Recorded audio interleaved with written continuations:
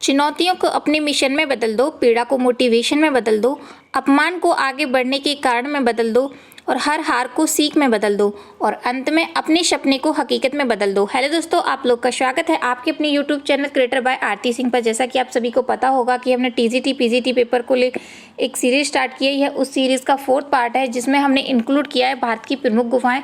आज हम उनके बारे में जानेंगे कि उनकी खोज कब हुई थी, उनके खोजकर्ता का कौन है और उनकी खोज कहाँ पर हुई थी, यानी कि वे कहाँ पर स्थित हैं, उनकी प्रतिलिपियाँ किसने बनाई थी। इसलिए अंत तक जरूर बने रहें। वीडियो स्टार्ट करने से पहले बता दूं, जिन लोगों ने अभी तक चैनल को सब्सक्राइब नहीं किया है वह सब्सक्राइब कर लें ताकि आपको नोटिफिकेशन मिलता रहे और आपसे कोई भी वीडियो मिस ना हो। वीडियो स्टार्ट करते हैं बिना अपना टाइम वेस्ट किए हुए। पहली जो गुफा है हमारी जोगीमारा की गुफा है, हम इसके बारे में जानेंगे।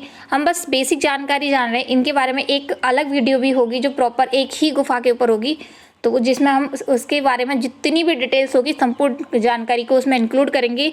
यहाँ सिर्फ ओरली चीज़ें जो जिससे क्वेश्चन बहुत ही ज़्यादा पूछे जाते हैं, तो आप इस वीडियो को स्किप ना करें। देख लेते हैं इसके बारे में। आपको जो ये फोटो में दिख रही है यही है जोगीमारा की गुफाएं।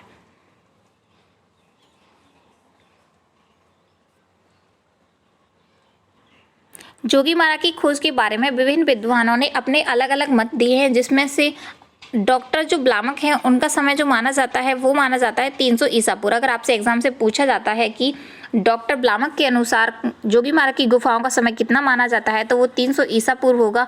अगर आपसे पूछा जाता है कि जॉन मार्शल के अनुसार जोगीमारा की गुफाओं का समय कितना माना जाता है वो 100 ईसा पूर्व माना जाता है। अगर आपसे ये पूछा जाता है कि डॉक्टर स्मिथ के अनुसार जोगीमारा की गुफाओं को कितना समय माना जाता है तो प्रथम शताब्दी का माना जाता है। तो आप इन तीनों तथ्यों को जरूर याद कर लें, ये बहुत ही ज़्यादा इंपॉर्टेंट है और ये आपको एग्जाम में कंफ्यूज भी कर सकते हैं।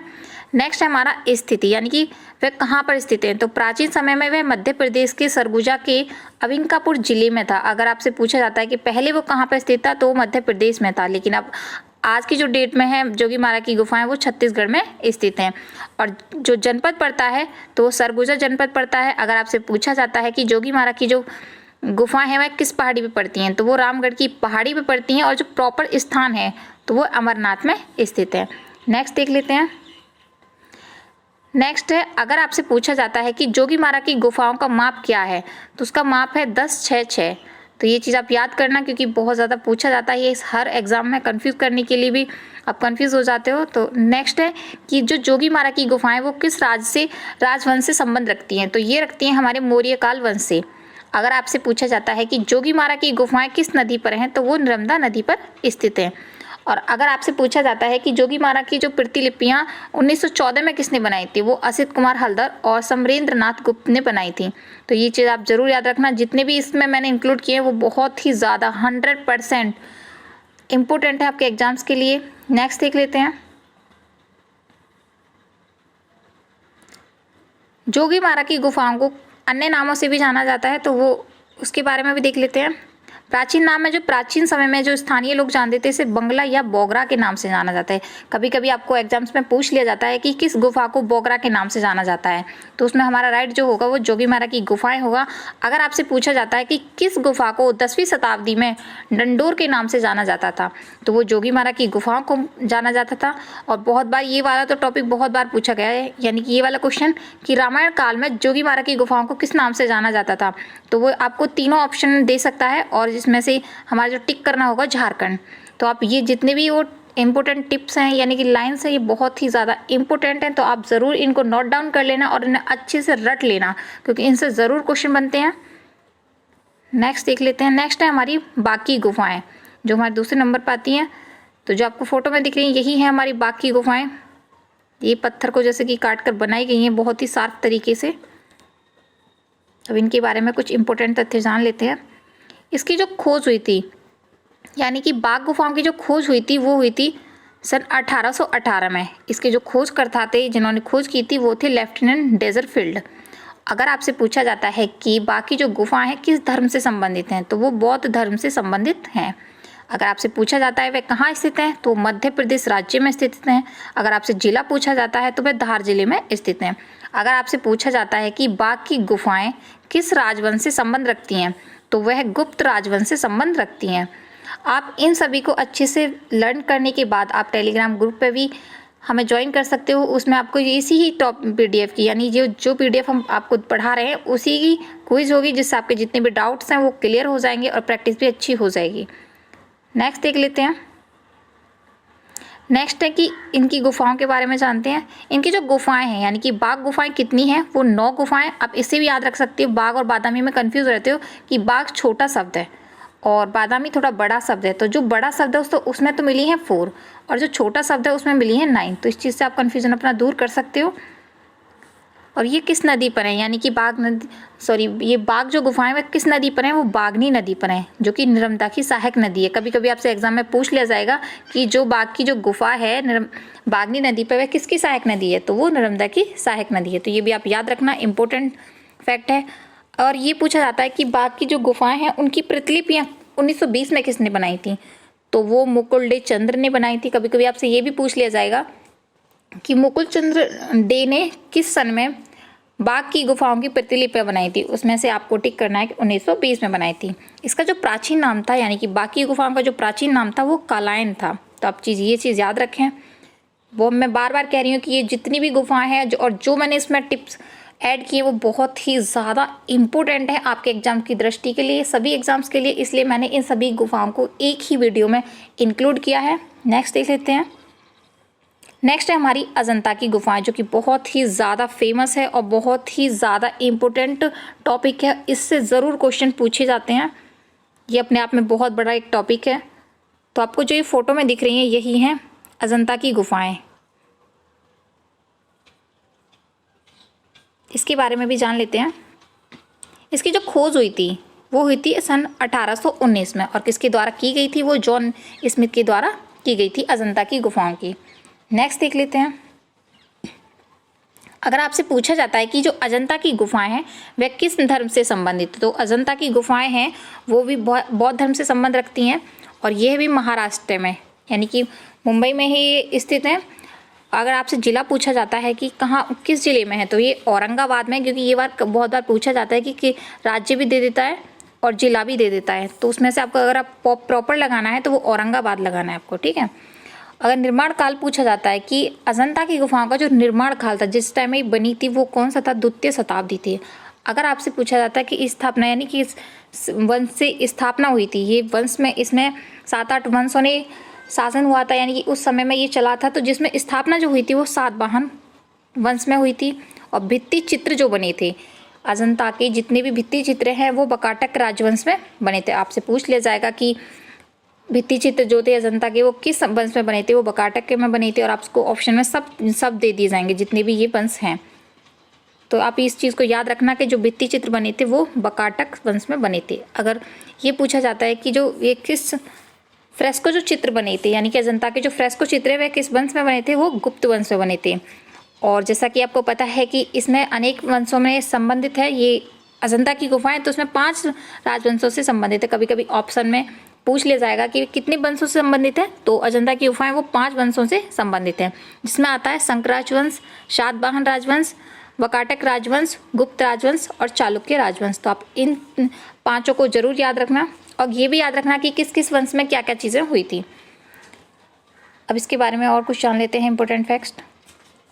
अगर आपसे पूछा जाता है कि अजंता की गुफाएं कितनी हैं, अगर ऑप्शन में यानी कि 30 ना दे तब तो हमें लगाना 19, और अगर कुल गुफाएं पूछी जाती हैं और ऑप्शन में 30 है तो उसमें 30 गुफाएं लगाने जानी है, यानी कि जो 30वीं गुफा निकली है वो 15A के नाम से उसका सुरक्षित रख दिया गया है, ठीक है। तो इसके बारे में आप ये चीज़ अपना डाउट क्लियर ज़रूर कर लेना, क्योंकि ये वाले में बहुत ज़्यादा कंफ्यूज हो जाएंगे। कभी कभी आपसे पूछ लिया जाएगा कि किस गुफा के समीप है, यानी किस नाम से जाना जाता है जो 30वीं गुफा है, तो वो 15A के नाम से जाना जाता है। अगर आपसे पूछा जाता है कि अजंता की गुफाएं हैं वह किस नदी घाटी पर हैं, तो वो बागोरा नदी घाटी पर हैं।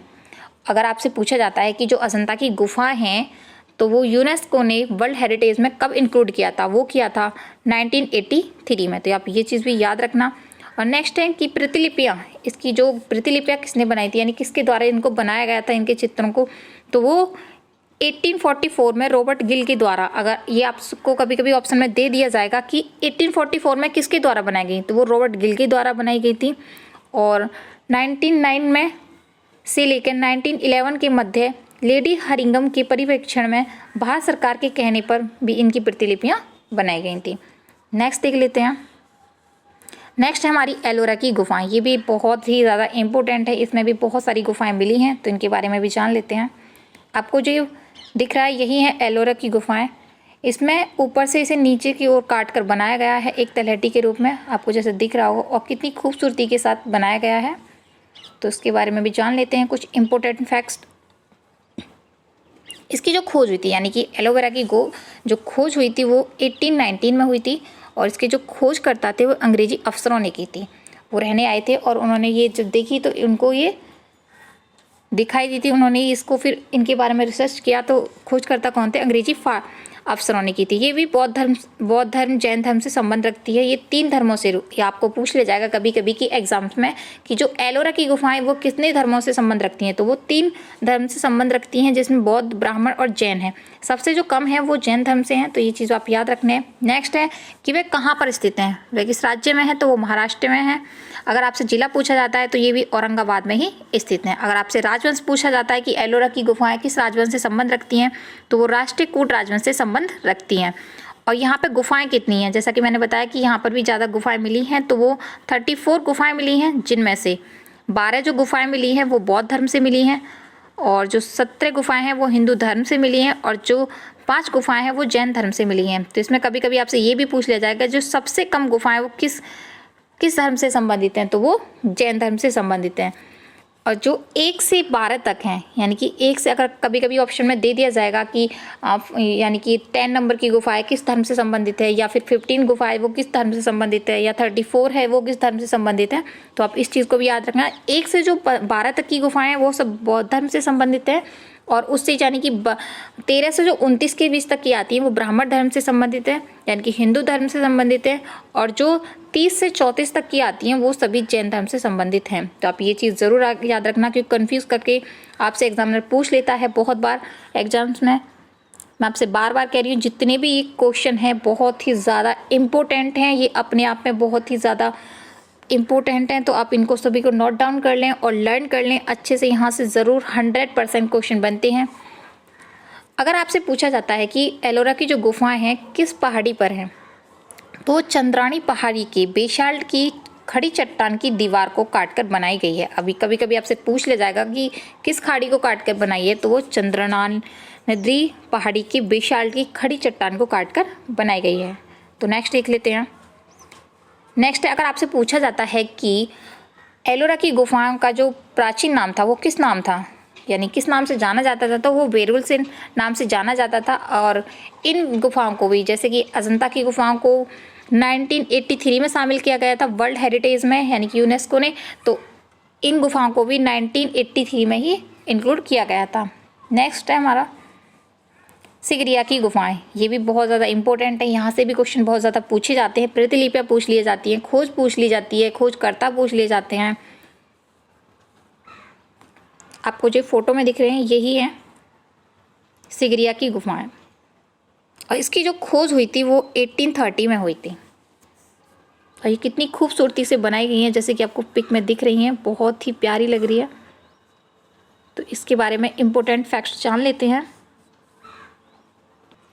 इसकी जो खोज करता थे, यानी कि इसकी जो खोज की थी वो ब्रिटिश फौज के मेजर फॉर्मर के द्वारा पूछी। कभी कभी आपसे पूछ लिया जाता है कि सिगरिया की जो गुफाएं खोज की थी वो मेजर फॉर्मर ने की थी, लेकिन वो कहाँ से संबंध रखते हैं, तो वो ब्रिटिश फौज से संबंध रखते हैं। अगर आपसे धर्म पूछा जाता है कि किस धर्म से संबंधित है सिगरिया की गुफाएं, वह भी बौद्ध धर्म से संबंधित है। अगर आप तो स्थित पूछी जाती है वे कहाँ पर हैं, देश पूछ लिया जाएगा तो वो श्रीलंका में है, और कभी कभी स्थान पूछ लिया तो कोलंबिया में है। अगर आपसे पूछा जाता है कि जो सिगरिया की गुफाएं हैं वो किस राजवंश से संबंधित हैं, तो वो निर्माण जो हुआ था धातु सेन में हुआ था। इनका सिगरिया गुफाओं का जो निर्माण काल है वो धातु सेन में हुआ था, और जो चित्रण हुआ था, यानी कि एक तो निर्माण हो गया जिसको बनाया गया था, और जो इस पर जो चित्रकारी की थी, जितने भी चित्र बनवाए गए थे तो कश्यप प्रथम के द्वारा बनवाए गए थे, यानी उस समय में बनवाए गए थे। तो आप इन दोनों चीज़ों को ज़रूर याद रखना, बहुत ही ज़्यादा इंपॉर्टेंट है। अगर आपसे पूछा जाता है कि यहाँ पर कितनी गुफाएं हैं, गुफाएं संख्या कितनी है, तो यहाँ पर 6 अंतकक्ष बने हुए हैं। इसको अंदर जो बने हुए हैं वो 6 अंतकक्ष बने हुए हैं, तो आप ये चीज़ भी याद रखना। नेक्स्ट है कि इसकी जो प्रतिलिपियाँ किसने बनाई थी, यानी कि सिगरिया की गुफाओं की जो प्रतिलिपियाँ किसने बनाई थी, तो वो मिस्टर मुरे ने बनाई थी। और कब बनाई थी वो 1889 में बनाई थी, क्योंकि कभी कभी आपको पूछ लिया जाएगा कि किसने बनाई थी, और या कभी कभी पूछ लिया जाएगा मुरे ने सिगरिया की गुफाओं की जो प्रतिलिपियां बनाई थी वो किस सन में बनाई थी, वो 1889 में बनाई थी। इसका जो प्राचीन नाम है तो सिंहगिरी के नाम से जाना जाता है। ये बहुत ईजी भी है कि आप इस सिंहगिरिया के नाम से ही इसको सिंह मिला के याद कर सकते हो अच्छे से, इतना हार्ड नहीं है।